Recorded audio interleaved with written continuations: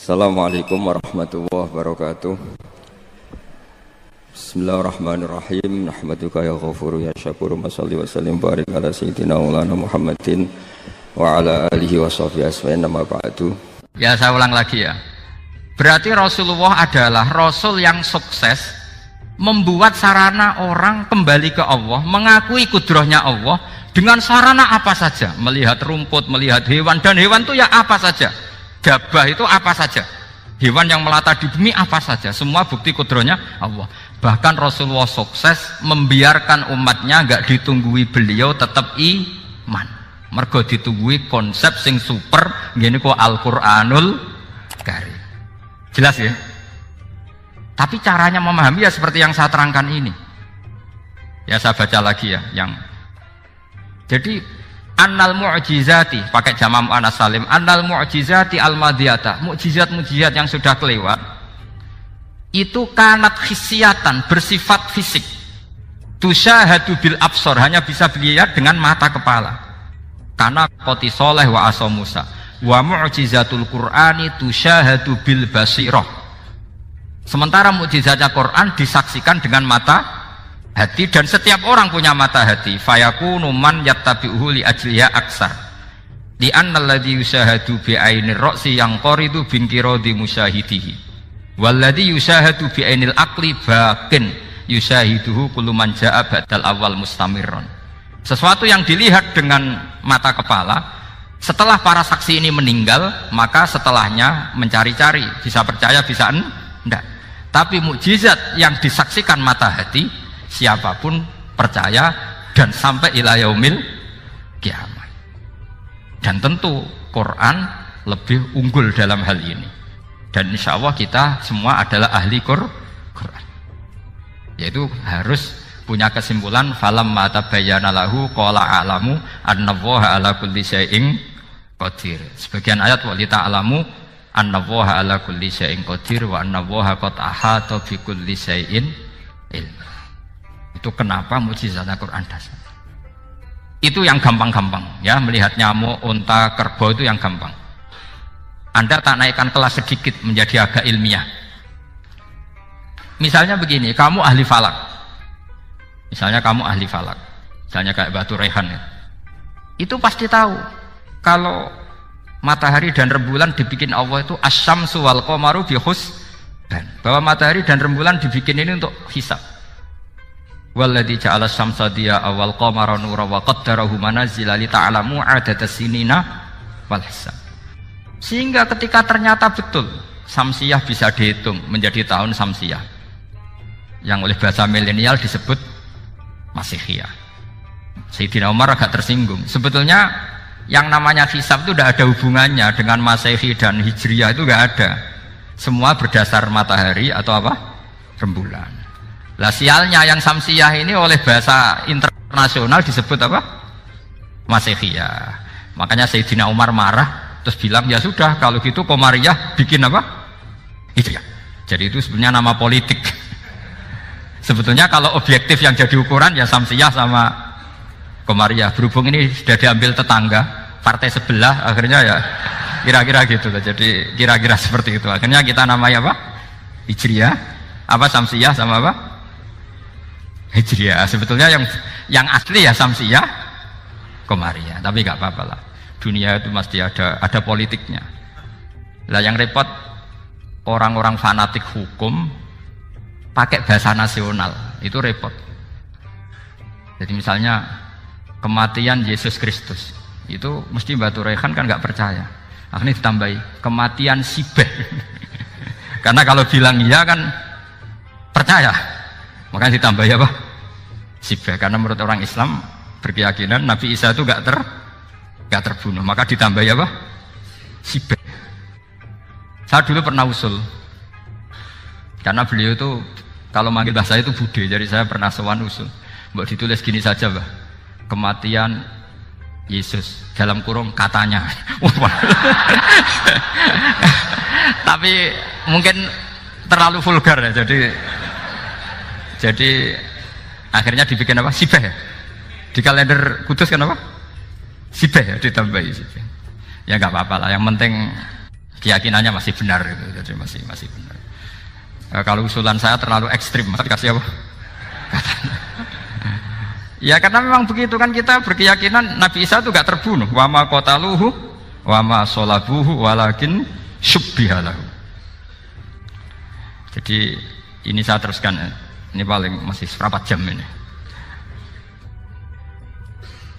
Kalau kelamaan sampai dolim itu ganggu kiai lama-lama gitu. Saya tadi sudah bilang sama panitia, orang Indonesia itu gak sopan. Kalau suka kiai itu didatangkan. Itu agak masalah sebetulnya. Dalam etika itu masalah. Kalau seneng kiai ya sowan ngaji. Jangan sowan di dalam, itu ganggu ya, sowan ngaji saja. Dulu Imam Malik itu anaknya raja itu, Imam Malik itu seangkatan dengan Harun Ar-Rasyid. Makanya jangan berharap kalau saya gampang diundang. Bukan karena saya sombong, memang etikanya seperti itu. Jadi Imam Malik diminta datang ke istana untuk ngajar anak-anaknya Harun apa? Ar-Rasyid. Masyhur Imam Malik tersinggung terus kata bilang, al ilmu yu'ta la ya'ti. Ilmu itu disowani bukan sowan. Akhirnya Harun Ar-Rasyid minta anak-anaknya datang ngaji ke Imam Malik. Itu anak presiden. Imam Malik berani, al ilmu yu'ta la ya'ti. Tapi kalian beruntung karena saya hormat sama mbah-mbah saya di sini. Wong makom buyut saya itu ya berarti apa ya? Selatannya makamnya Sayyid Ja'far Shadiq itu di situ kan ada makamnya Mbah Soleh, Mbah Maksum, itu mbah saya. Nah, makanya dulu saya ngaji di sini lama di Damaran itu. Maksudnya lama itu ya mungkin setahun. Karena saya memang mulai kecil di Sarang, sampai sekarang saya masih ngajar di Sarang. Tapi dulu cukup ya, karena saya kesini sudah hafal Quran, jadi hanya setor setiap hari satu juz, jadi cepat lah. Saya tidak punya masalah ingatan, alhamdulillah, jadi cepat hafal. Saya terangkan lagi ya, ini penting ya, masalah mukjizatnya Quran. Selama ini orang tuh mau bilang tok, mukjizatnya Quran itu dahsyat, tapi nggak bisa menerangkan. Itu masalah. Makanya kita harus bisa menerangkan mukjizatnya Quran dahsyat itu apanya. Yaitu tadi, tongkatnya Nabi Musa hanya disaksikan oleh orang yang di era itu. Toh tujuannya mukjizat adalah diakui kemudian orang menjadi iman. Lalu Rasulullah SAW beliau sudah intaqala ila rafiqil a'la. Tapi konsepnya Quran menjadikan orang yang nggak ditunggui beliau tetap iman ila yaumil kiamah. Itu yang maksud fa'arju an akuna aktsarahum tabi'an yaumal kiamah. Mukjizat saya itu cukup Quran kata Nabi, dan dengan mukjizat itu orang akan iman ila yaumil kiamah. Caranya seperti ini. Karena tadi sedahsyat-dahsyatnya mukjizat, tujuan utama orang terdikte supaya ikrar ngakui kudrohnya Allah. Lah ngono kok ngenteni tongkat sakti lah opo? Cukup deloknya. Paham nggih? Jelas ya? Alhamdulillah, mau naik kelas ini sudah benar ini sudah benar. Terus kedua begini, kedahsyatan Quran lagi. Quran itu bisa merunut, mentartibkan logika. Bahkan logika ini logika yang universal. Siapa saja merasakan logika itu. Misalnya begini, dulu orang kafir itu punya Tuhan banyak. Tentu yang dipertuhankan ya mana? Yang dipertuhankan itu banyak. Karena pikiran mereka urusan banyak, problem banyak, ya Tuhannya harus banyak. Ada BPKB 3D kan, istri cerewet macam-macam lah itu kan. Problemnya banyak, maka Tuhannya harus banyak. Karena Tuhan itu maknanya penyelesai masalah. Sehingga kalau masalahnya banyak, Tuhan harus banyak. Ketika Rasulullah membawa konsep satu Tuhan, mereka janggal. Makanya mereka bilang, aja'alal alihata ilaha wahida inna hadza lasyai'un ujab. Masa Tuhan satu? Ini aneh, nggak bisa. Tuhan harus banyak, karena masalah kita banyak. Itu terpatri, di otak mereka terpatri. Lalu Nabi dengan santai diajari Allah menerangkan, andaikan kalian punya majikan banyak dan perintahnya beda-beda, kamu suka enggak? Ya enggak suka, mat, enggak enak. Punya majikan banyak itu udah enak. Milih mana majikan banyak sama satu? Satu aja, mat. Tuhan kamu adalah majikan kamu. Kalau banyak kamu bingung. Ya mat, satu aja mat. Itu segampang itu. Jadi menggiring, Tuhan itu kan bos kita, tuan kita. Kalau banyak berarti yang memerintah kita banyak dan bisa konflik bos-bos kita ini karena berebut anak buah tadi. Akhirnya mereka, kalau kamu punya majikan banyak dan perintahnya beda-beda, semuanya minta dilayani, kamu pusing enggak? Ya pusing, Mat. Minta mana? Majikan banyak sama satu? Satu saja Muhammad. Ya Tuhan kamu adalah atasan kamu, maka harus satu. Mereka faham. Oke, Mat, Tuhan satu. Itu yang dimaksud darabawu matalar rajulan fihi syuraka mutasyakisuna wa rajulan salamal lirajul hal yastawiyani masalah. Langsung alhamdulillah. Karena mereka yang paling bodoh pun faham dengan logika itu, faham. Kalau Tuhan banyak, perintahnya banyak, kita repot. Maka Allah bikin satu masalan, yaitu rajulan fihi syuraka mutasyakisuna wa rajulan salamal lirajul. Satu lelaki, satu bos, satu perintah. Kayak apa mudahnya Allah. Kemudian mereka tetap menuhankan Lata, Hubal dan Uzza karena mereka dipertuhankan. Sebenarnya nggak pernah Tuhan tapi dipertuhankan. Allah memberi contoh itu sederhana sekali. Wa daraballahu mathalar rajulaini ahaduhuma abkam la yaqdiru ala syai'in wa huwa kallun ala maulah aina ma yuwajjihu la ya'ti bi khair hal yastawi huwa may ya'muru bil adl. Kata Rasulullah, Lata itu menurut kamu apa? Ya Tuhan kami. Muhammad, Hubal ya Tuhan kami, Uzzah ya Tuhan kami.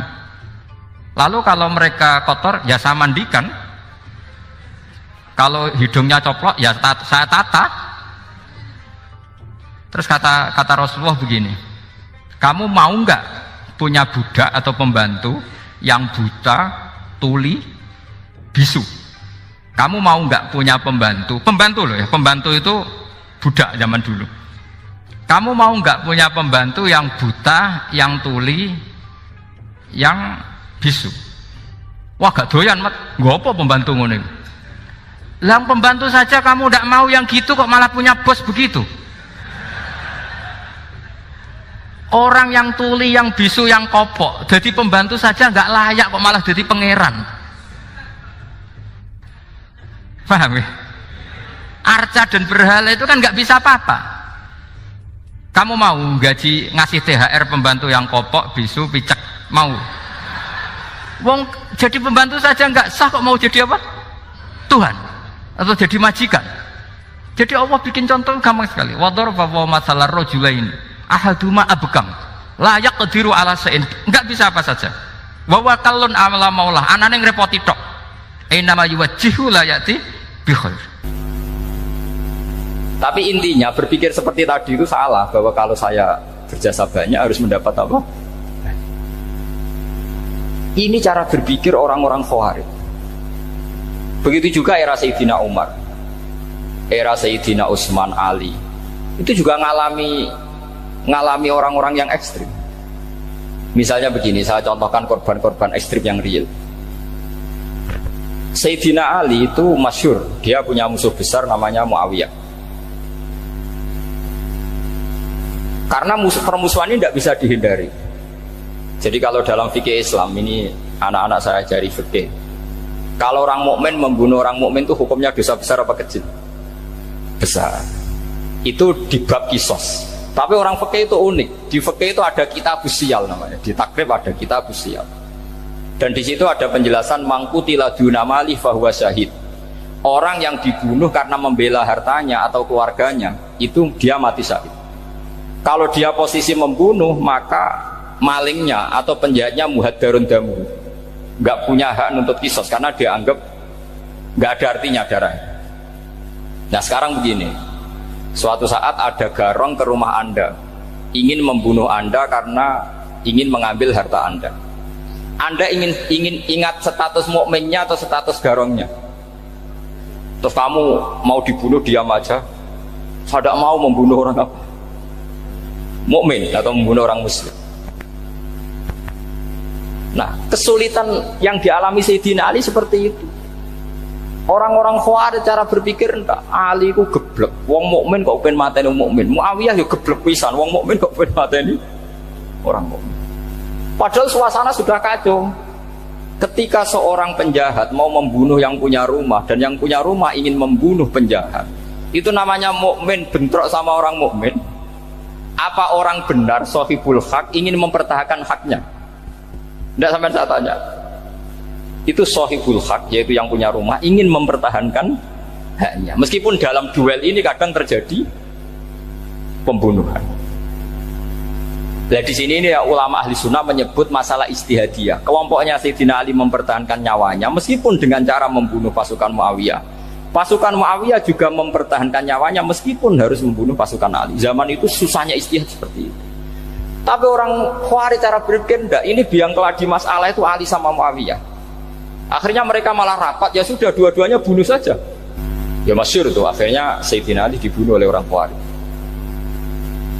Makanya ini penting ya, pentingnya ngaji seperti ini. Jadi kamu harus dilatih berpikir nubuwah. Ya, dilatih berpikir apa? Nubuwah. Disebut al-ulama warasatul. Meskipun dengan cara yang ekstrim, tapi pikirannya saja, jangan perilakunya. Saya punya contoh sekian kasus, sekian tragedi. Misalnya begini. Saya itu dulu punya teman, dia soleh, bisa baca Fathul Mu'in. Dia itu janggal, bilang sama saya, Gus, tidak biasanya Rasulullah itu agak-agak nyindir orang fakir. Ini kok ada hadis kadal fakru ayakuna kufur, bahwa kefakiran itu mendekati apa? Kekufuran. Dia itu aneh sekali. Biasanya tidak biasanya Rasulullah ngeritik seperti itu. Walhasil ini singkat cerita, anak ini ngalami satu trauma. Dia itu miskin. Gara-gara miskin gitu jadi burunya orang non muslim. Dan sering disuruh nganter majikannya itu ke tempat-tempat lokalisasi. Dia mulai mikir, ini gara-gara fakir saya harus nganter orang ke lokalisasi. Mulai ingat dia, Sodaqah Rasulullah, ini gara-gara fakir saya jadi pengantar orang ke lokalisasi. Suatu saat majikannya itu benar-benar bangkrut, malah tidak disuruh nganter. Pokoknya carikan yang cantik bawa sini. Pusing, waduh. Nah, dia akhirnya walhasil lari terus keluar. Terus dia cerita betapa ekstrimnya fakir, sehingga gara-gara fakir saya harus jadi penolong orang yang mau apa maksiat. Anda boleh berpikir ekstrim, tapi ekstrim dalam melawan kemungkaran, yaitu tadi, saya nggak boleh jadi fakir, tapi takutnya fakir yang nanti jadi alat kemaksiatan. Imam Ghazali juga punya contoh seperti itu. Imam Ghazali pernah marah besar ketika tren di Baghdad itu orang belajar fikih semua. Hatta la yakuna thamma tabibun illa min ahli dhimmah, kata beliau. Sampai di Baghdad itu tidak ada dokter kecuali orang kafir dhimmah. Akhirnya kalau ada ulama sakit, saya masih ingat pas kecil, kalau ada ulama sakit itu tidak boleh dibawa ke rumah sakit. Takutnya ketemu dokter non muslim malah disuntik langsung apa? Mati. Akhirnya ulama saat itu berfatwa, orang Islam harus ada yang jadi dokter. Banyaklah gus-gus yang sekolah ke dokter. Yang masyhur seperti Sahal bin Abdul Fattah. Itu dulu putranya Ki Fatah yang menolong Mbah Mahfud saat sembunyi. Saking idolakannya Basal, anaknya dinamakan Sahal, tapi dia jadi dokter spesialis bedah. Begitu seterusnya urusan negara. Dulu itu orang jabat itu tidak boleh, karena jabat itu dekat dengan syubhat, dekat dengan haram. Tapi gara-gara pejabatnya non muslim, kalau bikin aturan ya ala non muslim. Ulama akhirnya sadar, andikan kita yang jabat pasti tidak seperti itu. Bisa bikin perda ini, bisa bikin pelaturan begini yang menguntungkan Islam. Nah, jadilah banyak pejabat yang sekarang muslim. Tempat-tempat maksiat diobrak-abrik sama Satpol PP macam-macam. Kita untung. Tapi kalau orang-orang Khawarij pikirannya pokoknya pejabat itu dekat dengan haram, dekat dengan syubhat. Padahal dengan kita jabat bisa bikin perda atau apa yang menguntungkan Islam. Kemudian menjadi masalah baru secara fikih. Ini adik-adik dengerin biar kulino senam fikih. Kalau caleg soleh, misalnya Mas Nadif nyaleng, ini tadi tak guyoni, mau jadi bupati ndak, kalau ya mau usah dukung. Jadi misalnya gini ya, Zaid sama Bakar, misalnya Bakar itu orang soleh, mau jadi calon lurah. Dia tahu kalau dia lurahnya kampung lebih baik. Kalau yang jadi ini Zaid, itu kampung itu rusak karena dia suka dugem, suka macam-macam. Kemudian Zaid ini pasti jadi karena beli suara. Misalnya per kepala itu dibeli 50.000. Bakar ini kalau nggak beli suara kalah. Padahal dengan kalahnya Bakar artinya kemenangan kemungkaran. Itu zaman era Fathul Mu'in, muridnya Ibnu Hajar Al-Haytami. Ibnu Hajar muridnya Abu Zakaria Al-Ansori itu fatwa. Yang soleh ini wajib beli suara, bukan boleh, wajib beli suara. Nah, tapi ini namanya tidak nyuap, perlu dicatat, ini namanya tidak nyuap. Jadi tidak bisa kamu kaitkan misalnya ar-rosi wal murtasi finnar. Yang nyuap maupun yang menerima suap adalah sama-sama di neraka. Tidak bisa seperti itu, karena logikanya dibalik. Sekarang Bakar ini beli suara itu untuk membeli kebenaran, untuk mengawal kebenaran. Zaid beli suara untuk menopang kebatilan. Berarti namanya Bakar ini penyuap atau pembeli kebenaran? Pembeli kebenaran. Harus dibedakan. Nah, ini pentingnya ulama. Memang nyatanya seperti itu. Yang dikatakan nyuap, riswah itu adalah membayar uang li'ibtolil haqqi, untuk membatalkan kebenaran atau membenarkan kebatilan, itu namanya nyuap. Tapi kalau mengeluarkan uang untuk menghakkan barang hak dan membatalkan barang batil, itu namanya uang perjuangan. Nah, ini pentingnya mikir. Jadi ulama itu mulai dulu sudah berarti. Nah, sekarang sudah banyak orang-orang khusyuk yang biasa di masjid khusyuk. Kalau ditanya zaman akhir rusak kabeh, wong soleh-soleh wis nyuap. Kalau orang soleh ini tidak nyuap, ya tidak jadi. Kalau nggak jadi, mereka nggak ada yang jadi DPR, nggak ada partai Islam, habis malah Indonesia. Saya itu punya kenalan banyak pakar-pakar di Jakarta, itu cerita saya, Pak Bahak. Indonesia itu solusinya gampang. Kita ini punya Bali, punya Batam. Itu kalau Bali dimakaukan, Batam dikayakan Hollywood.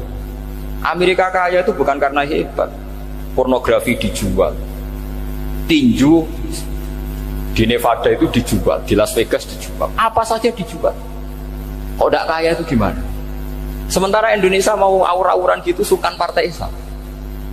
Sebenarnya Indonesia gampang, kalau ingin kaya Bali itu dikayakan Hollywood atau dikalahkan Makau jadi kota judi, Batam dijadikan kayak Las Vegas. Itu transaksinya pasti triliunan. Orang gamane wong muda dijual, judi dijual, orang tinju dijual.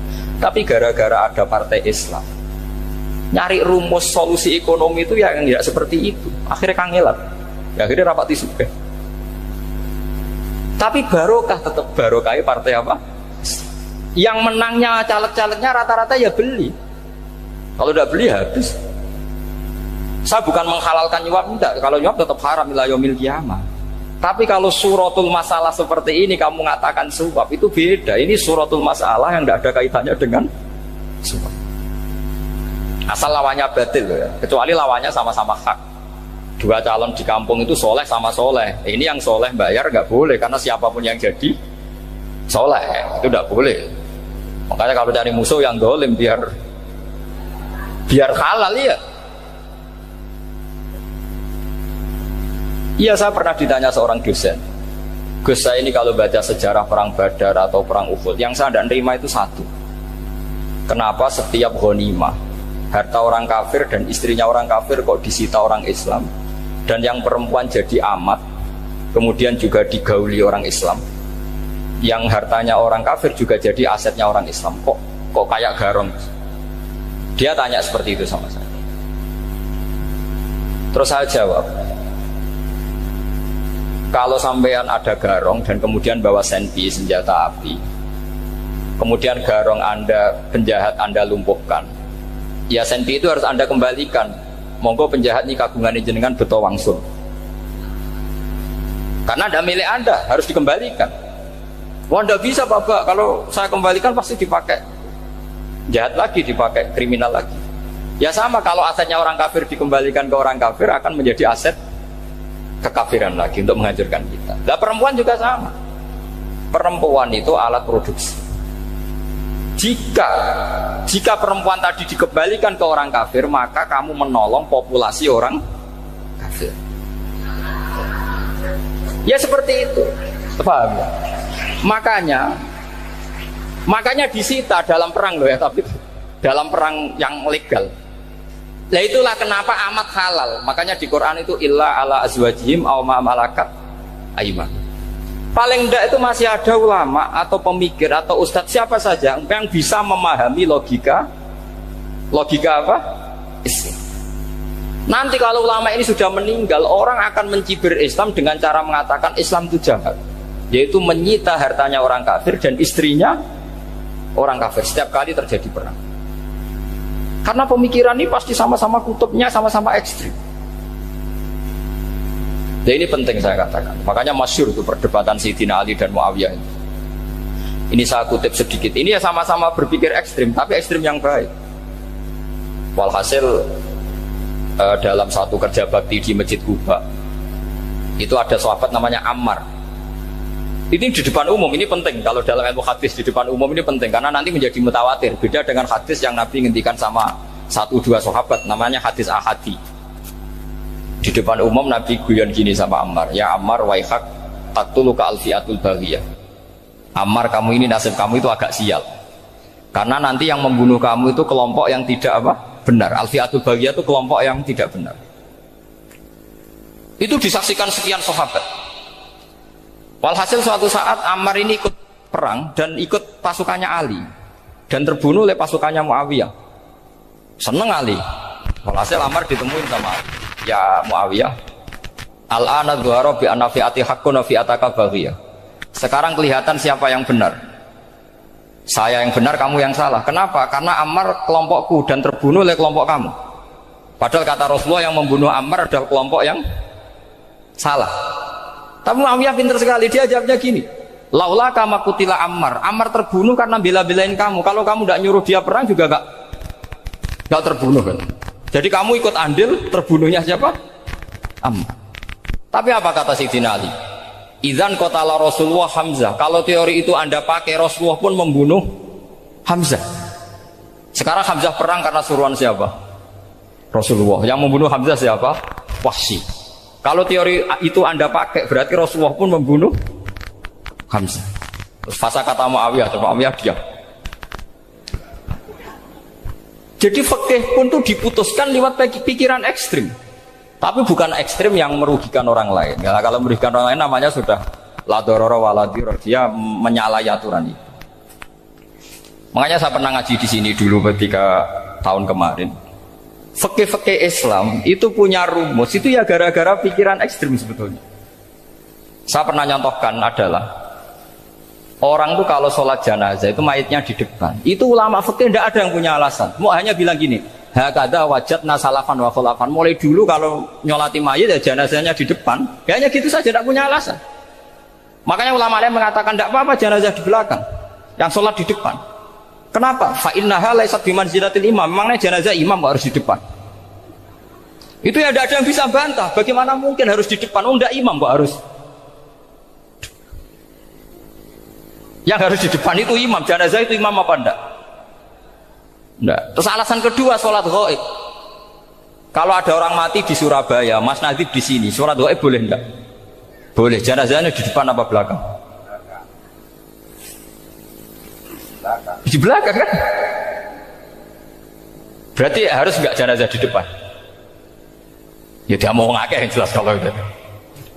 Lah ini contoh-contoh kecil. Nah orang Khawarij itu orang yang paling tidak mau menerima otak-atik seperti itu. Akhirnya jadi goblok bareng tadi. Ya makanya Rasulullah pun jadi korbannya Khawarij. Muhammad, kamu harus adil. Karena pikiran mereka adil itu yang memberi banyak ya dapat banyak. Kalau pikiran nubuah tidak seperti itu. Kalau yang biasa memberi, biasa heroik, biasa baik, ya biar tetap biasa memberi. Jangan dilatih jadi apa? Fasih. Ini mungkin adik-adik juga agak keberatan, tapi harus dilatih.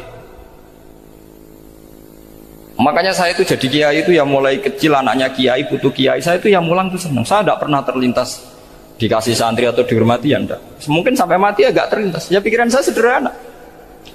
Biasa mulang pahlawan, malah sekarang pasen itu malah kayak cemen, kayak turun kelas gitu. Jadi saya terus ya enggak kepikiran sama sekali. Loh kalau saya minta sama Allah, karena itu atasan saya. Makanya ada ulama yang ekstrim gini, ini kisah nyata. Ada ulama alim datang ke seorang raja, rajanya ini soleh padahal. Ternyata pas raja itu berdoa, ya Allah saya kasih ini, kasih ini. Padahal ulama tadi itu mau mengajukan proposal, mau minta apa gitu. Terus dia pulang, ketika ditanya, Pak Kiai kenapa pulang? Ternyata raja itu minta zat yang sama yang saya mintai. Kalau raja saja masih minta, ngapain saya minta raja? Saya akan minta zat yang dimintai raja. Terus pulang dia. Wah, itu ya pikiran ekstrim, tapi bagus ekstrimnya. Saya akan minta zat yang dimintai raja. Kalau sampean kan enggak, uteke saya les, sholat dinteni, tetap jalo. Oh, kok orang mikir seperti itu. Memang salah didik, salah itu tadi. Nah, ini harus dilatih.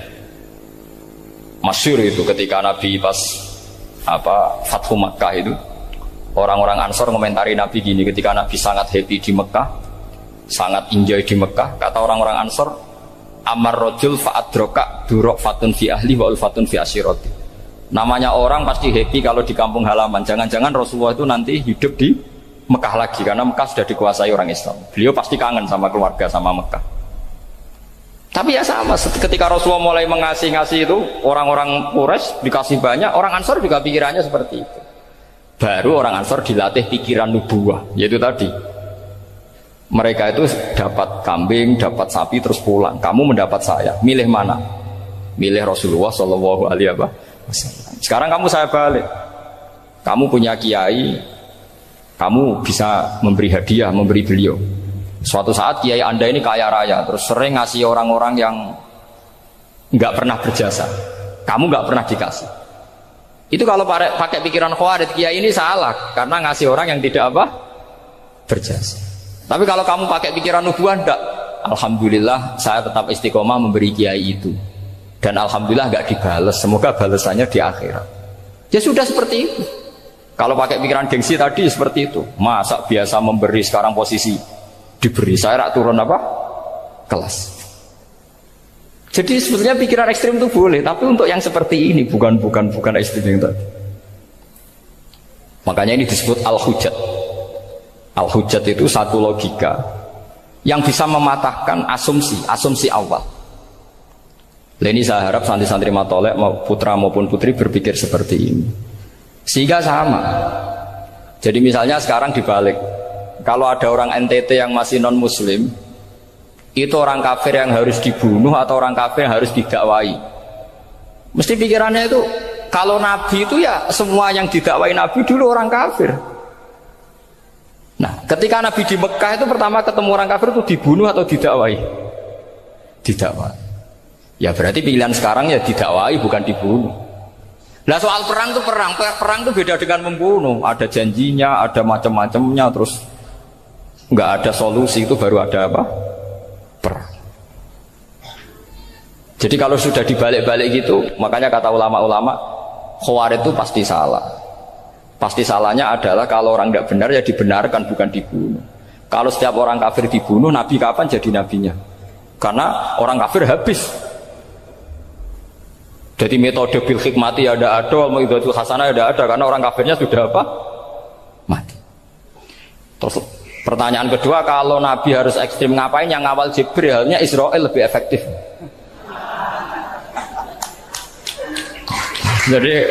Jadi kalau sama-sama ingin ekstrim, Nabi itu nggak usah dikawal Jibril, kan tidak efektif kan? Harusnya yang ngawal itu siapa? Israel. Kan nggak repot ya. Nah, jadi saya mohon ini saya cerita. Jadi korban pikiran ekstrim itu bukan siapa-siapa. Pertama itu Rasulullah. Akhirnya Rasulullah menjelaskan, ya beginilah cara berpikir nubuwah. Jadi saya kira demikian. Nanti mungkin kalau ada tanya-tanya, ada pertanyaan. Yang jelas kalau seputar ekstremitas itu bisa latihan. Ya, sebenarnya bisa latihan di fikih. Karena fikih ini cerminan dari pikiran ulama. Ya, cerminan dari pikiran ulama yang tidak tekstual. Ya, seperti gini ya. Tasaddaqa Rasulullah so'an min tamrin au so'an min aqidin. Ketika zakat fitrah itu Rasulullah mengeluarkan satu sok tamar. Tamar itu kurma. Kalau menurut tekstual berarti zakat fitrah harus pakai kurma. Tapi semua ulama sedunia mengatakan kuti ahlil balad. Artinya dalam konteks Indonesia ya pakai apa? Beras. Berarti kata tamar diganti kot. Diganti apa? Kot. Jadi orang itu jangan diajak goblok bareng. Masa Nabi ngendikan tamar harus apa? Tamar. Makanya saya pernah debat. Pak Nabi itu cingkrang. Kenapa orang-orang itu rata-rata tidak cingkrang? Saya bilang, Nabi itu hidupnya di Mekah. Kenapa Anda hidup di Indonesia? Iya, Nabi itu hidupnya di Mekah. Terus saya tanya lagi, Nabi itu hafal Quran, kamu udah hafal? Saya hafal Quran. Kalau cingkrang gampang, karek ngetok kata saya. Ya, kalau ada sunnah Rasul, Nabi hafal Quran enggak? Hafal kan? Berarti kalau ikut sunnah Rasul, hafal Quran. Jangan cingkrak tok, ya hafal apa? Ya sama poligami juga gitu yang tadi diceritakan Mas Nadif itu. Nabi itu poligami setelah Khadijah meninggal. Apa mereka mau nunggu istri pertama meninggal? Kalau ingin persis loh, kalau ingin persis nunggu istri pertama meninggal. Ah iya. Nggak mau juga kan? Ya biasa saja lah. Pokoknya yang dihalalkan syariat ya kita bilang halal, yang diharamkan kita bilang apa? Nggak usah sok suci sunnah Rasul. Saya punya banyak cerita. Abu Bakar itu dulu sering menghindari sunnah Rasul. Dulu Rasulullah itu kalau ada orang minta ya dikasih. Ketika era Abu Bakar bikin Baitul Mal. Ketika ditanya ini zaman Rasulullah tidak ada, kata Abu Bakar, huwa Rasulullah. Beliau itu Rasulullah. Mau nggak dimanage ya negara tertib. Umar bikin pasukan. Pasukan itu diangkat negara. Kalau dulu zaman Nabi yang ikut perang bahaya, yang tidak perang namanya munafik. Era Umar tidak, militer itu ditunjuk. Dia digaji pakai Diwanul Murtaziqah. Ketika ditanya kenapa tidak kayak Rasulullah, huwa Rasulullah, mau tidak tertib pun tetap negara stabil. Karena ada karismanya. Jadi kadang-kadang dalam banyak hal itu kita malah tidak boleh persis Rasulullah karena kadang banyak khususiyah. Yaitu contoh yang paling masyhur di fikih ya kayak Nabi itu nikah 9 itu khususiyah. Dalam strategi juga sama. Dalam strategi memanage negara juga sama. Banyak sahabat yang punya ide yang zaman Nabi itu tidak ada. Ketika ditanya kenapa tidak persis Nabi, katanya huwa Rasulullah. Ya Rasulullah itu meskipun seperti itu, meskipun tidak tertib secara rasional, tetap dikawal wahyu. Makanya negara baik-baik saja. Kalau saya ini hanya Abu Bakar, kalau tidak ya repot. Umar ya sama, bikin Diwanul Murtaziqah. Utsman juga sama, dimanage negara. Sayyidina Ali juga dimanage. Kalau Nabi tidak. Tapi tidak apa-apa karena ada karisma. Sampai tak cerita nih masalah zakat yang masyhur.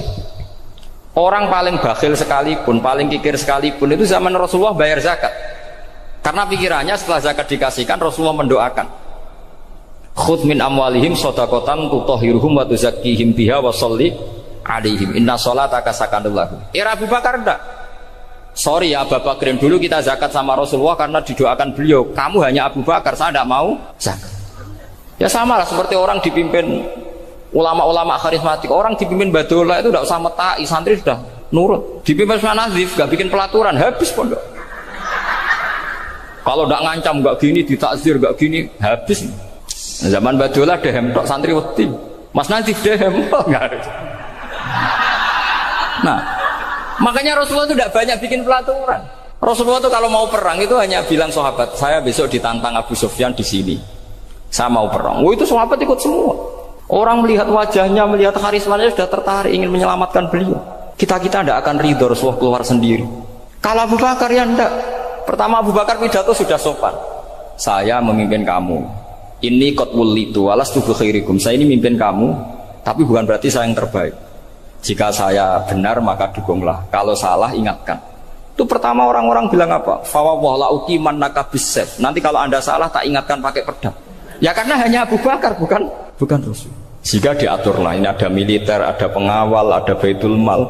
Era Umar lebih modern lagi, ada Diwanul Murtaziqah, ada macam-macam.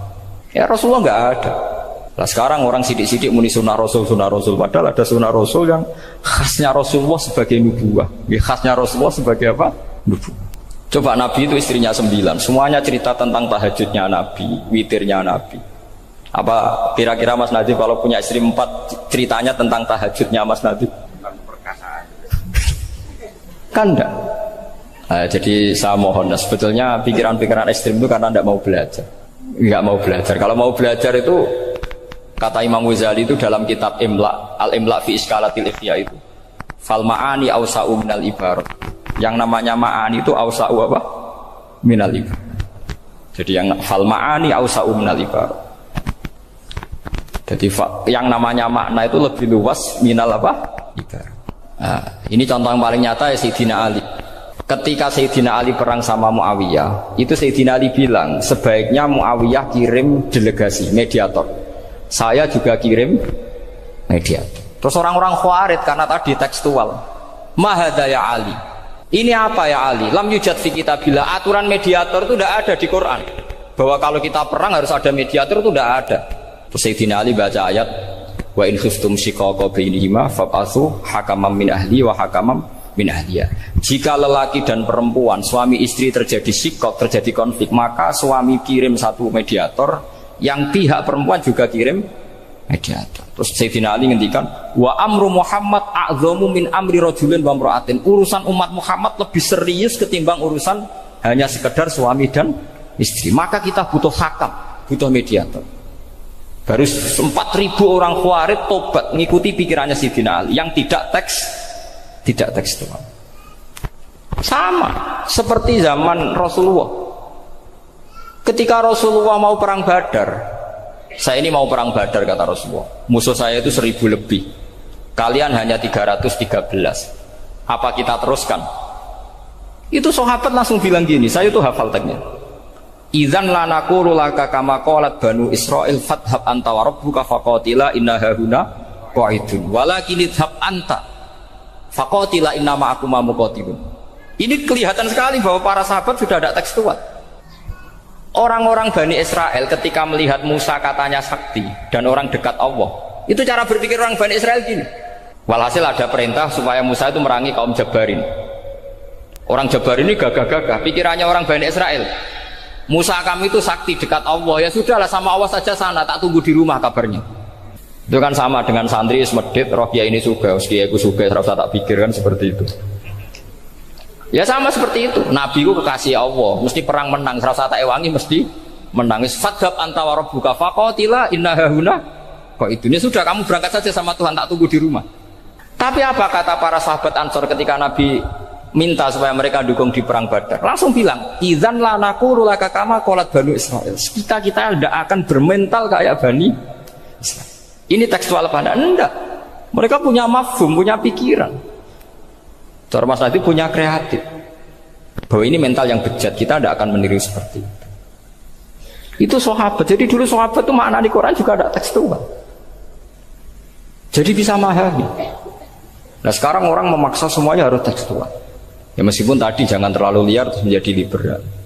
Tapi saya tidak tahu kalau contohnya Mas Nadiem tadi pakai kondom, sistem kondom tidak tahu itu pikirannya Jil apa Mas Nadiem tidak tahu saya. Itu tidak tahu. Kok sampai sembeling itu saya tidak tahu. Kok lagi juga kalau tidak bisa nyontohkan yang di luar itu, saya itu ya tidak tahu. Mulai dulu ilmunya seperti itu terus gitu. Ya tidak tahu lagi. Jadi mulai dulu zaman Nabi pun itu sudah ada pikiran-pikiran seperti itu. Jadi tekstual atau harfiah itu ya enggak. Nyatanya sahabat langsung bilang idzan la naqulu laka kama qalat banu Israil. Ad-dinu yusrun wala yusyadha hadatina ahadun illa ghalabahu. Yasiru wala tu'assiru basyiru wala tunaffiru. Makanya kowe ora usah sok suci, hidup itu gak ada pilihan. Misalnya kalau saya ditanya, bina wong fasik itu penting enggak? Penting. Tapi kancanan wong fasik ku haram, mari katut. Kowe kancanan wong fasik ku haram, mari katut fasik. Ti ngembarno wong fasik umat Rasulullah ya haram, umat Nabi kok mbarno. Kancanan yo haram, ngembarno haram. Lah terus piye, Gus? Ya ora piye-piye. Ayo saiki misale kowe ngembarno wong ayu tiba ning dalan, haram to ora? Haram. Terus mbok gendong, haram to. Hidup itu tidak banyak pilihan. Jadi dilema dari guru-guru dilema. Makanya apa ya seperti itu istafti kolbak takok natimu.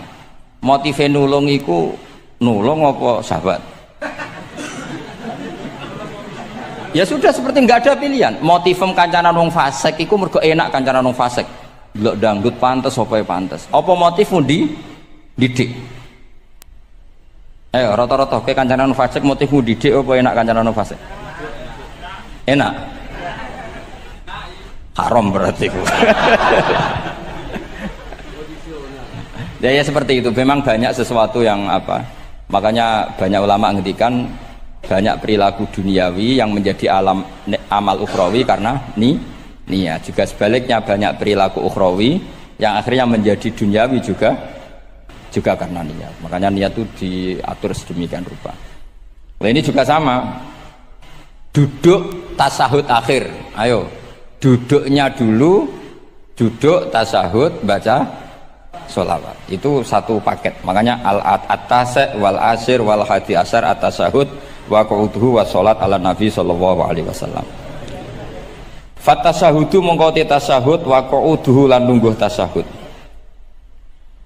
In aqobahuma lamun ana sing maca akibat tapi sami nggih. Lamun mungkasi utawa nyusuli huma ing tasahud lan qu'ud apa salamun salam iku ruknani berarti rukun karone.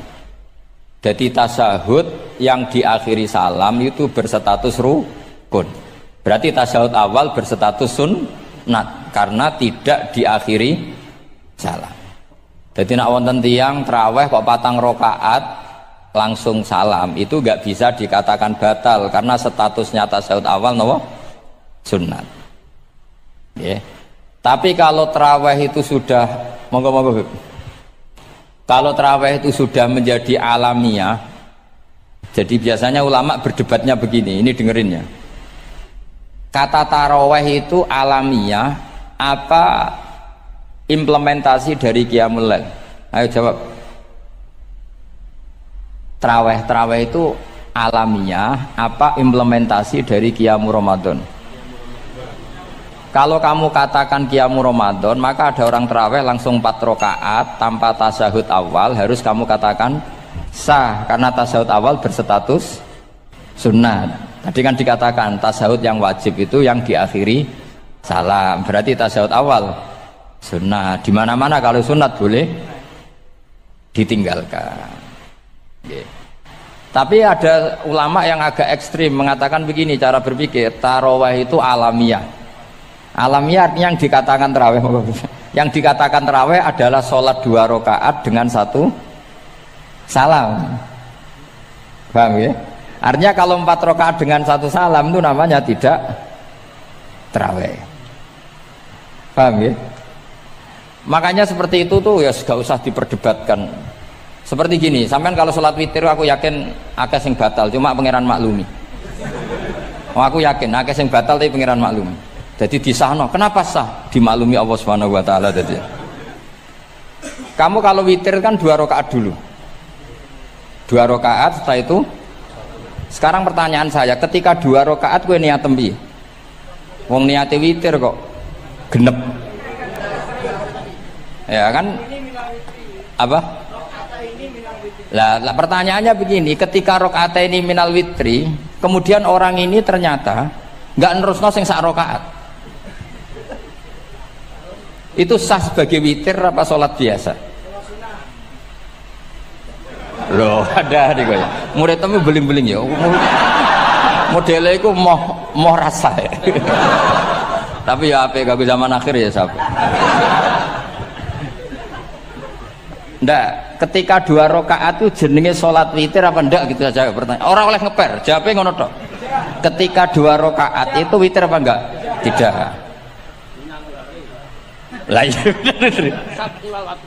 Lah ya ikut paket witir. Berarti niatnya sampean gini, ya Allah saya sholat 2 rakaat, ini paket witir loh Gusti. Makanya shollu sunnatan rakaat ini minal witri. Jadi seperti itu kan bingung kita. Nah sekarang begini, ndak ini latihan fikih karena saya pengajar fikih. Kalau ada orang sholat, ya saya ulang lagi ya. Ada orang misalnya begini, ada orang sholat, terus sarungnya itu pas sampai dengkul, sampai lutut. Kalau dia rukuk pasti jengking pupune ketok. Iku batale ngenteni wis rukuk apa mulai pertama batal? Enggak jawab saja. Apa? Ketika rukuk apa mulai berdiri sudah batal? Ketika rukuk. Awas eleng-eleng ya. Ndak ini undian berhadiah. Itu di Asbawan Nadhair itu ada pertanyaan gini. Lalu yang dikatakan sholat itu apa? Yang dikatakan sholat adalah satu aqwalun wa af'alun muftatahatun bitakbir muhtatamatun. Nah, lalu ketika dia rukuk itu batal. Batal yang batal apa nih ya, Pak? Wong dia belum berbentuk sholat. Berbentuk sholat itu kan kalau sudah absolut sampai salam. Yang batal itu apanya? Wong sholatnya erong kasil lah. Bingung tuh sampai mesti. Jadi makanya pertanyaannya itu apa ya? Fikih itu kadang ya sudah seperti itu memang angel. Makanya kalau kamu melihat perempuan itu di takrib itu melihat perempuan yang ajnabiyah itu haram kecuali untuk sekian hal, termasuk mulang muamalah. Terus ngopi dianggap muamalah, repot. Sekarang pertanyaannya, kamu ngopi demi melihat apa melihat untuk ngopi? Nggak jawab.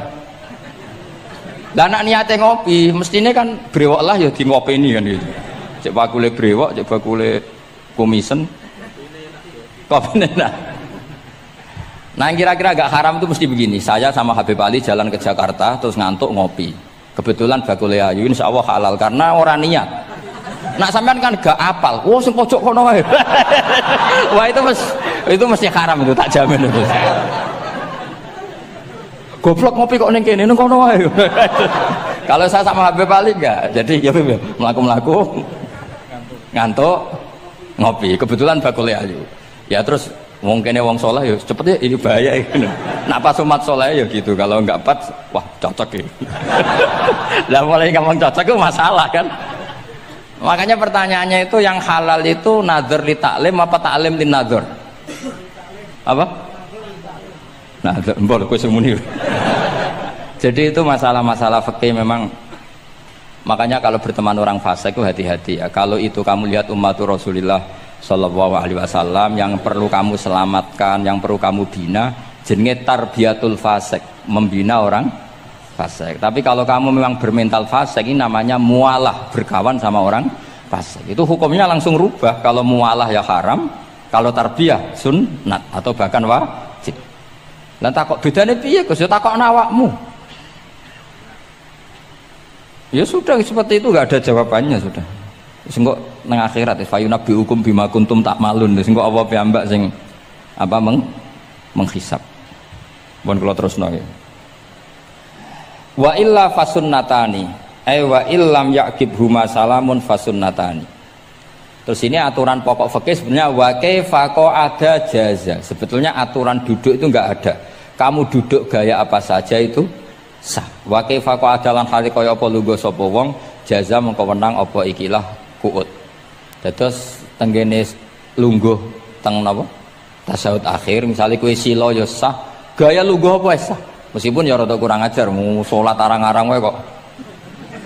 Tapi secara hukum sah. Jadi misalnya wonten wong desa terus kadang tasawuf akhiru sikile rada mlekang, kadang wis pokoke wa kaifa ada jasa. Jadi pentingnya ngaji ngeten iki paling gak nglahirno husnudzon. Bahwa aturan duduk itu gak ada. Misalnya aja mentang-mentang sampean khusuk lungguhe bener terus nek ana lungguh untuk metintang sikik, wah iki gak sah. Gak tau ngaji. Kowe sing ora tau ngaji maca wa kaifa ada jaza.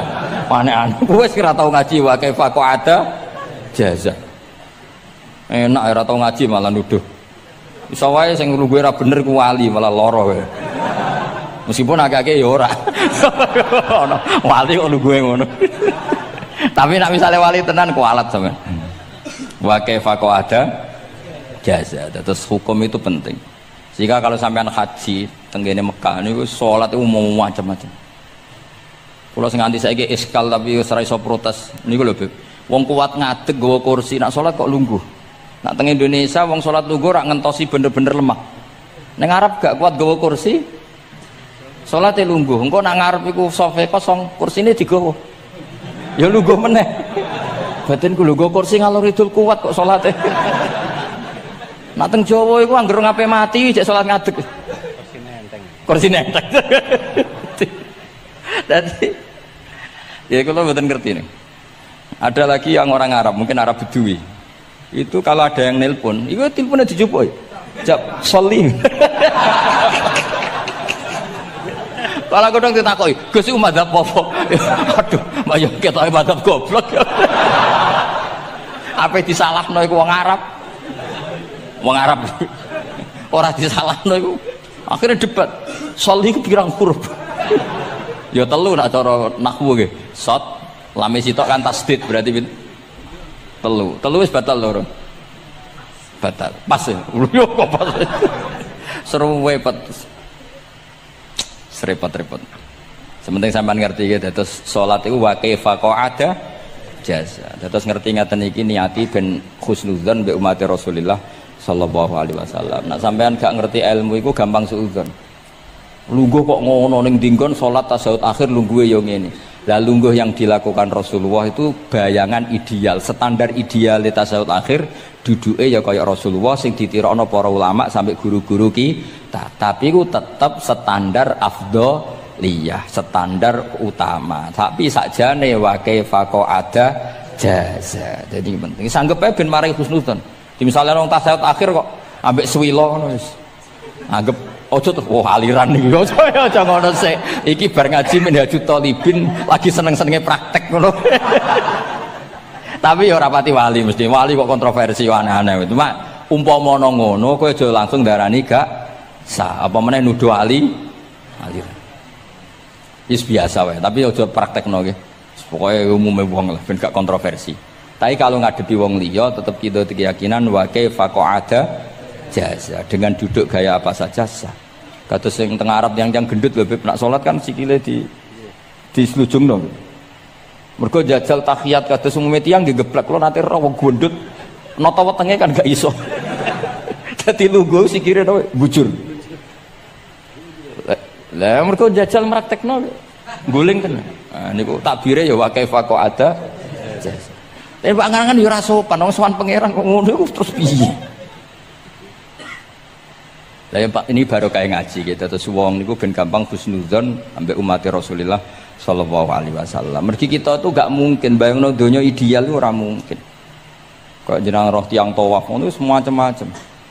Coba misalnya mboten enten pendapat Imam Malik sing darani batale wudu nyuwun sewu lamsu maknane jima. Madzhabe Abdul bin Abbas.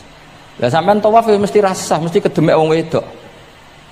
Kedemeke wong ayu-ayu, kadang kowe ya gelem tenan. Lha itu satu-satunya solusi ke kita intikal napa? Mazhab. Oh, tetep ra iso ora kedemek. Wis aku ora ganteng lah tetep kedemek. Niat khusyuk iki tetep kedemek. Apa meneh awale wis rapati khusyuk. Lho kok wis wong khusyuke kedemek.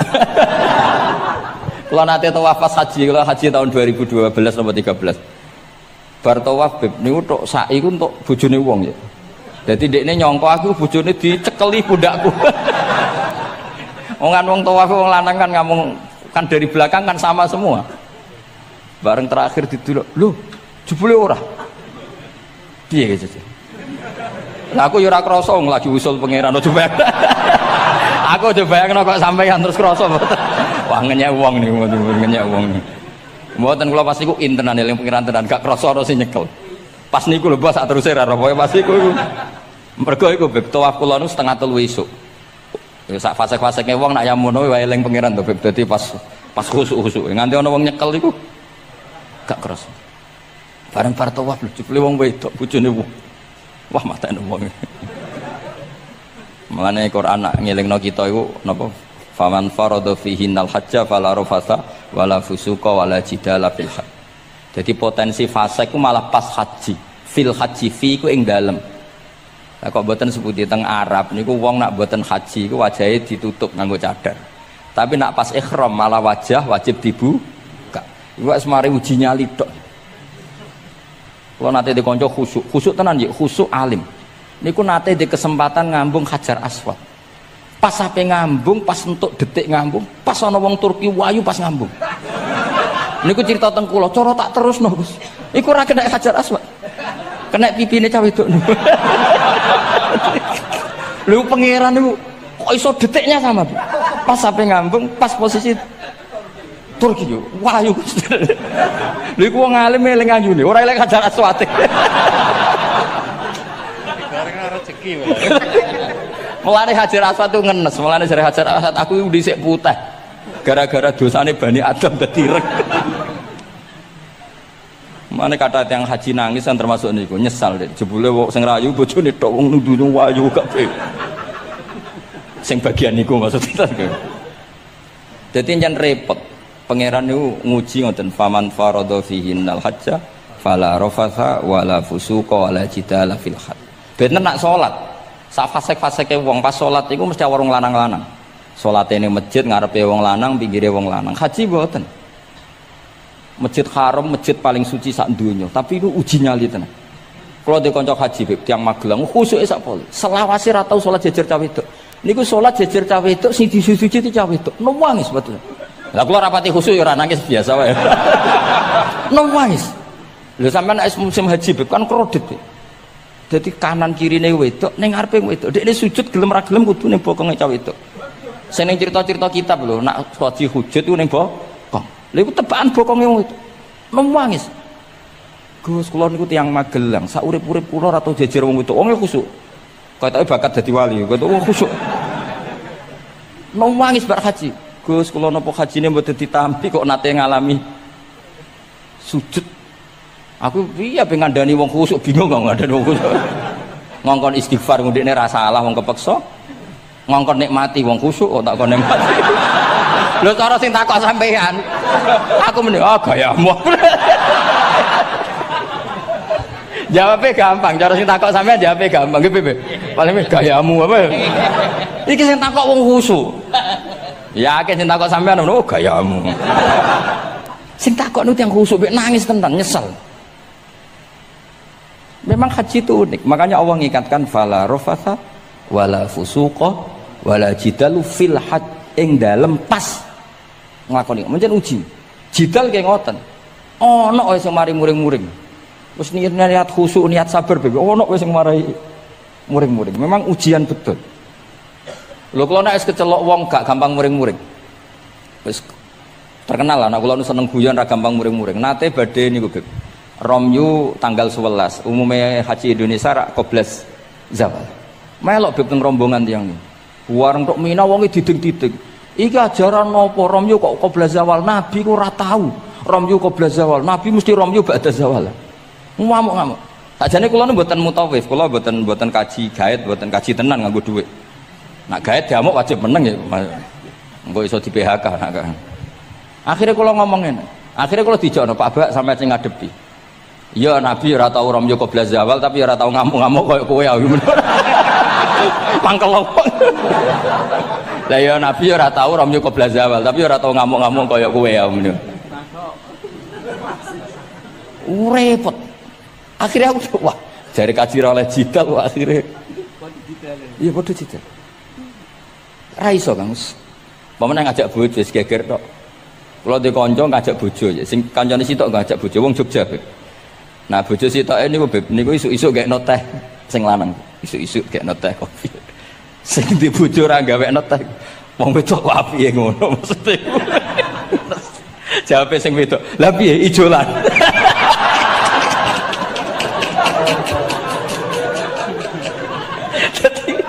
Wong lanang kok kadang spontan itu kan yo kacau. Cah wedok iku cek apike mbek bojone. Piye Mas? Ijolan maksudnya. Wis pancen jare amit-amit pas kaji. Ayo sapa sing kaji ora jidal aku ben ora raine. Sing ngene-ngene iki lho. Wong aja ulama aja Habib iku wis gak mlebu kias sing umum-umum ngono. Wes angel-angel. Ono catering terlambat, wah ada saja yang bikin apa? Emosi. Kalau kaji tak rilek-rilek. Tapi ya sono ngono pidato ning Mina ono macam-macam. Ribet. Itu fil khat. Allah memang dari awal memperingatkan potensi maksiat itu justru fil khat ketika musim haji. Pemene wae perkara dam wis macam-macam. Mun kula terusno sing penting kaidah teng salat wa kaifa qa'ada jaz. Kados wingi Imam Rafi'i dawakan salat sujud itu mau cukup watul jabha. Niku nggih guling-gilingan ben gak gampang suudzon mek tiyang lintu. Nah, kita piyambak ndak akan mempraktekkan itu. Kita tetap sujud melibatkan 7 anggota. Cuma nak ana sing ngono gak gampang suudzon. Wong bar ngaji minhajud dalibin. Dadi ana gunane lah. Wa kaifa qa'ada jaz. Jadi duduk dengan gaya apa saja berstatus sah. Ya, duduk dengan gaya apa saja berstatus sah. Tapi saya ulang lagi, tentu kita tidak meraktekkan itu. Kita duduk tasahud awal gederekno para guru, tasahud sani gederekno para guru. Cuma status hukum wa kaifa qa'ada jaza. Dengan duduk gaya apa saja sah. Karena kita tidak pernah tahu. Ana wong duduke mingkrang jebule mbok salahno, mbok takokno jebule udunen kan ya ora roh. Salat kok modele ngono model apa? Jebule wonge napa? Udunen utawa wonge bar digi panjen sikile ra iso ditekuk bareng mbok amuk salat kok ujug-ujug bar gipan lho gipan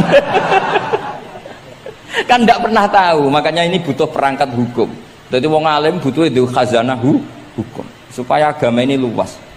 Ad-dinu yusrun wala yusyadha hadatina ahadun illa ghalabahu. Yasiru wala tu'assiru basyiru wala tunafiru. Mun kula terusna. Wa yusannu lan den sunatno fil awali ing dalam tasawuf awal apa al-iftiras lugo iftiras. Mun sampean ngerti niku. Fayajlisu ala ka'bi yusrahu wa yansibu yumnahu wa yadau atrafa asabihi lil qiblah. Wa fil akhir at-tawarruku wa kal iftiras lakin yukhriju yusrahu min jihati yamini wa yulsiku warikahu bil ardi. Ini ora usah diterangno nggih karena apa? Ya sudah pokoknya seperti yang sampean praktekkan, itu yang tasawuf awal jenenge napa? Iftiras, yang tasawuf tsani jenenge tawarruk. Ora usah diterangno malah dimaknani malah bingung sama. Wal asah yaftarisul masbuk wasahi. Nah, meskipun imam itu tasawuf akhir, masbuk tetap bergaya tasawuf awal karena masbuk tidak diakhiri salam karena dia nanti berdiri lagi. Nah, kalau sedikit mau cerita masbuk bahwa agama ini proses. Ya saya ulang lagi, agama ini proses. Dulu para sahabat itu kayak cacilik Kudus, kayak cacilik Indonesia. Jadi dulu para sahabat itu kalau Nabi sudah rakaat ketiga atau rakaat kedua, niku takbir terus sholatnya digebut gitu. Digebut, wis kayak cacilik-cilik kita cilik kan orang imam wis rakaat ketiga kayak takbir ngebut. Nah, engko bar ngebut nganti bar. Jadi imam rakaat ketiga kita tahu-tahu rakaat ketiga mergo nyelip. Engko imame salam ya melok salam. Itu kecerdasan itu tuh pinter. Dulu zaman sahabat ya gitu, agar Nabi rakaat ketiga sahabat datang takbir ngebut sampai rakaatnya sama dengan Nabi, Nabi salam terus ikut. Nah ditakoki Nabi wis pirang rakaat jong? Nggih 4 rakaat. Lah oke karo kok 4 rakaat nggih ngebut Nabi. Itu dulu gitu. Sampai ada Mu'ad bin Jabal, makanya disebut di antara spesialis fikih itu Mu'ad bin Jabal, ketika beliau karek sama Nabi, beliau ngikuti Nabi, kemudian Nabi setelah salam beliau menambahkan rakaat yang kurang. Terus semenjak itu jadi syariat kalau untuk masbuk ngikuti imam, setelah imam salam menambahkan rakaat yang ditinggalkan. Terus dibakukan sampai sekarang. Dulu enggak seperti itu. Dulu sholat ya kenalan, jenengan dalemnya pundi. Oh, belum. Ya pun tengah-tengah sholat. Jejer wong ora kenal, jenengan tiyang pundi, mboten nate ngertos kula tiyang mriki. Nggih ngoten riyen. Nggih. Sahabat yang pun terpelajar ora roh nak ngono iku batal salat. Sampai setelah salat Rasulullah sallallahu alaihi wasallam matur, "Inna hadhi salat munajah." Salat iku munajat dong ya. Nak omong-omongan mbek pangerane ora usah mbek Bani Adam. Akhirnya semenjak itu salat ngomong mbek Bani Adam hukume batal. Sebelum itu ya ndak. Nah, makanya agama ini proses. Sehingga fiqhud dakwah itu harus dihidupkan. Sekarang enggak orang langsung pakai fiqhul ahkam. Akhirnya umat ini melayu. Harusnya yang dimulai fiqhud dakwah. Jadi dulu Nabi berkali-kali kecewa be umat itu, tapi Nabi ngempet karena prosesnya fiqhud dakwah. Lho nate wonten tiyang niku nyuwun sewu, ijek di penggawean maling. Sowan Nabi di wis masyhur. Nabi mau ngangkat dia cong kowe salat. Ada sahabat yang nyuwun sewu rontok usul ning Nabi. Ya Rasulullah, dia punya penyakit sering maling. Kenapa ndak kamu larang supaya tidak maling? Nabi jawab ngeten, "Sayanhahu ma yaqul." Nah dekne kok salate wis bener ditampa pangeran kok mari-mari di. Itu termasuk yang diperkuat oleh ceritanya Habib Zain bin Smith dalam kitab Al-Manhajus Sawi. Ada orang preman agak suka malak orang gitu. Tapi nak sholat tenan. Tapi ya malak. Jadi contohnya ya kayak ora usah takok. Ya fase ku macam-macam, preman ono ngegeng delok wong wedok ono delok dangdutan terus ono macam-macam. Tapi nak sholat khusyuk. Ada seorang wali yang mangkel itu gunanya apa kowe sholat wong ijek fasik. Jawab orang tadi, sama siapal kalimatnya yang diceritakan Habib Zain. Ada'u lisulhi maudian. Saya tetap ingin ada alasan saya berdamai dengan Allah. Jadi aku nak pas maksiat itu kan hubungan saya dengan Allah kurang baik. Maka saya tetap akan menjaga 1-2 perilaku saya yang saya menjaga perdamaian dengan Allah. Istilahnya dalam bahasa Arab, ada'u lisulhi maudian. Saya tetap punya sisi musolahah berdamai dengan Allah. Sehingga suatu saat mungkin Allah sang pas ridho, sholatnya dia makbulah, kemudian dia jadi wali. Makanya kita ini nggak pernah tahu Allah ridho pas kita apa, juga nggak pernah tahu Allah benci pas kita apa. Sehingga ra iso sampean muni apa gunane kaji nek ijek kelakuane ngono, apa gunane ngaji Minhajul Thalibin ora usah ngono. Saya pas sampean ngaji, pas ra paham, terus ridho mek kodok kodar. Wah diridani pangeran, wong kondang tenan, wong ra paham kok ridho mek kodok kodar. Sing paham ujub, wong goblok kabeh sing pinter aku tok. Waduh, nyoro lek kula nang. Jadi kita tidak pernah tahu Allah itu meletakkan ridhonya di mana, meletakkan sukhtunya di mana. Wonten orang Hawariyin dalam cerita Ihya. Orang Hawariyin itu orang-orang hebat, wali-walinya Allah, pengikut Nabi Isa. Ono preman liwat. Si preman ini spontan melihat orang-orang soleh itu tertarik, langsung ikut gabung. Saya ulang lagi, langsung ikut. Si wali di antara Hawariyin ini ada yang risih. Aku terkenal wali kok jejer preman, risih dia. Maka si wali tadi mempercepat jalannya karena risih jejer nama preman. Sing preman dari awal memperlambat jalannya karena dia bilang misli saya seperti saya nggak layak berjejer dengan orang soleh. Intinya si preman menjaga kesopanan, si wali memelihara keangkuhan. Jadi si preman dari awal dia sudah merendahkan jalannya karena nggak ingin sejajar. Si walinya tambah banter karena ingin nggak jajar. Allah saat itu juga menfirmankan ke Nabi Isa karena masih zaman nubuwah, Isa liyas ta'nifa al amala. Dua orang ini memulai amal dari nol. Wali ini tak hapus semua amalnya, preman ini tak hapus semua dosanya. Semuanya nol. Yang satu untuk barokahnya adab, yang satu untuk afatnya ujub. Jadi mulane dadi kiai koyo kula yo repot, nek ketemu fase kok repot. Ape kancanan kok diamuk sampean rontok garis keras ngene iki. Gus kok kancanan wong fasik. Ape ra kancanan kok nang ujub. Mulane kula ora jelas ya perkara niku ngoten tak dudono. Kenapa Gus Bak sikape ra jelas? Ya bawaane wong alim ora jelas, bocah kok kandhane angel. Dadi bawaane wong alim ora jelas. Tapi ora jelas ya wow, karena ape kancanan wong fasik engko kancanan wong fasik kok dadi syariat ya ndak mungkin. Sok suci ya ora. Nah, makanya didawakan Allah laisa laka minal amri syai'un au yatuba alaihim au wasi. Jadi wong fasik kok potensine di sepuro pangeran, tapi ya potensi disiksa pangeran. Nah, delok potensi di sepuro kita oleh ngancani, nah delok potensi disiksa kita ora oleh. Masalahnya kita ndak tahu. Nggih, masalahnya kita ndak tahu. Delok tengene cerita-cerita wali. Wong sowan Sunan Bonang iku nggawa gula salam templek ra mesti dadi wali. Kalijogo sing kenale lewat begal dadi wali. Kalijogo kenal Sunan Bonang pertama iku mergo napa? Begal. Kenalane wae lewat begal. Tapi malah dadi wali.